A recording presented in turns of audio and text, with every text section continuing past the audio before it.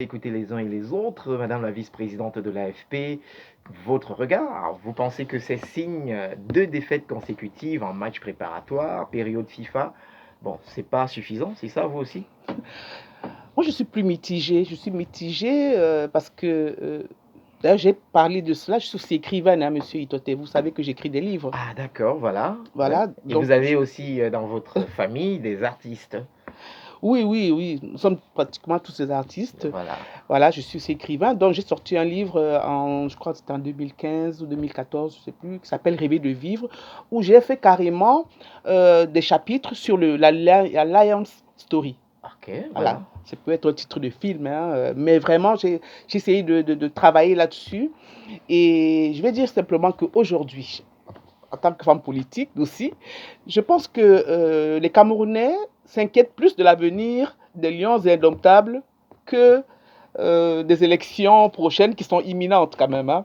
Donc, le football, c'est un peu l'opium du peuple, quelque chose que, voilà, qu'on met en avant pour faire oublier un petit peu tout ce qui se passe, le manque d'eau, le manque d'électricité, tous les manquements, effectivement, de nos dirigeants.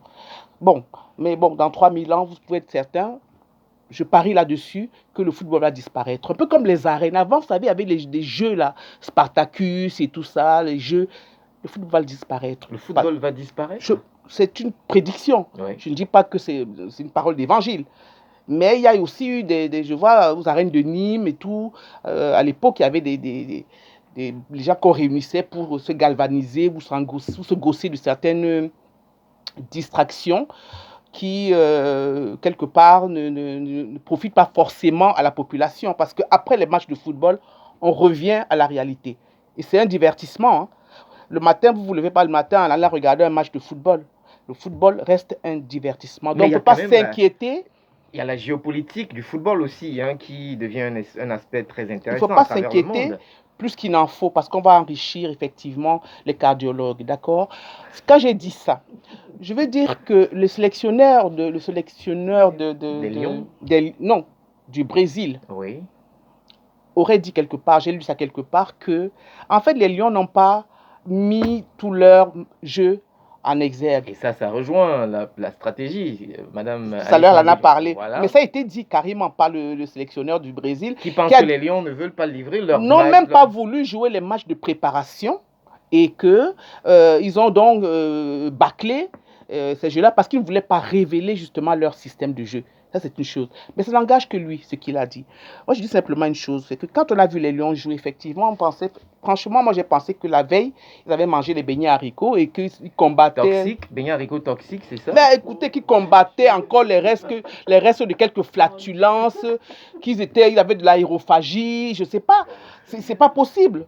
Ils n'ont pas joué comme une équipe, effectivement, qui va en Coupe du Monde, qui va bientôt aller en Coupe du Monde. D'accord, on dirait qu'ils combattaient encore, je disais, les restes de quelques flatulences, vous voyez, ils étaient vraiment, on était loin des jeux, des stratégies, de l'art de l'époque des Roger Mila, il y avait des nouveaux mots qui étaient sortis, un sombrero, les ciseaux, les petits ponzolos, les ciseaux retournés, les roulettes, Ah ben vous attendiez tout les cela virgules. pour un Mais match de préparation? oui, il faut justement, un match de préparation est fait pour tester justement les joueurs et les amener effectivement et voir comment ils vont se comporter. Hein. C'est-à-dire, il y avait beaucoup de pieds arrêtés. Bref, c'était le rêve. Maintenant, quand j'ai dit ça, je vais dire une chose, c'est que cette équipe du Cameroun manque de leaders charismatiques.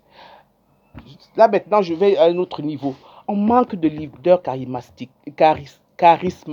Très bien, vous y êtes, voilà. Oh oh Monsieur, souvenez-vous, euh, dans tous les grands pays de football, il y a toujours effectivement le meilleur joueur, il est adulé, il est respecté. Et il compte dans la vie de l'équipe. Maradona en Argentine, à Naples. Johan Cruyff en Hollande. Vous avez Messi à Barcelone. Zidane, le grand Zidane en équipe de France. Tous ces joueurs étaient des leaders dans leur équipe et on les écoutait. Aujourd'hui, je me demande bien s'il y a vraiment un leader charismatique. Pas?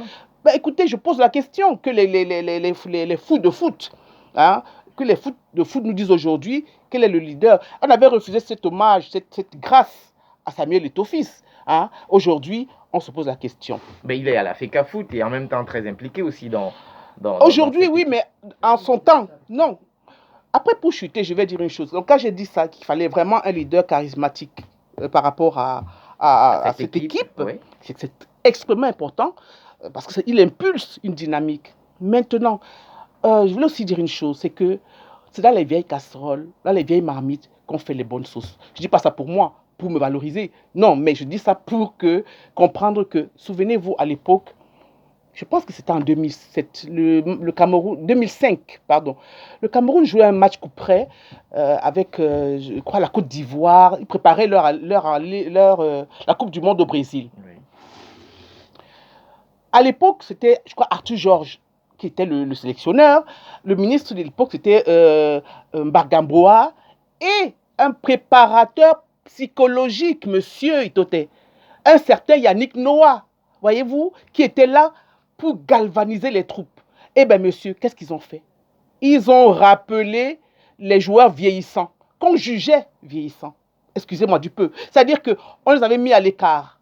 On disait, oh non, non, ils sont vieux. On n'en veut plus. On n'en veut plus. Allez, ils ont calé la voie de garage, c'était pour eux. Ils ont rappelé les Kala Congo, je crois, Atouba. Il y avait un autre, Olembe. Le match contre la Côte d'Ivoire, monsieur Itote, restera, je crois, dans les annales du football camerounais. Parce qu'on a battu correctement. Ils ont eu une fessée déculottée en Côte d'Ivoire. Donc, vous savez, il y a aussi... C'est de ça qu'il s'agit, en fait. C'est que quelquefois, on s'éloigne de certaines stratégies basiques. On va chercher trop loin ce qu'on a, en fait, sous les yeux. Voilà. Donc, je voulais chuter par là en disant qu'il n'y a aucune inquiétude à se faire. La seule inquiétude qu'on a à se faire aujourd'hui, c'est que le football ne devienne une mafia où les gros sous côtoient les grands joueurs. Et nous mettons aussi en garde les Lions indomptables que c'est leur boulot. Que c'est leur boulot. Il ne faut pas que le lendemain des matchs, qu'on se retrouve tous à l'hôpital parce qu'on est là tout le temps à regarder, à trembler. Pour des arrêts cardiaques. Bah, écoutez, c'est très... Allez, très bien. Merci beaucoup, Madame la vice-présidente nationale de l'AFP, Jeanne-Louise Ndianga. Alors, Basile Togo, vous prenez la parole après 3 interventions.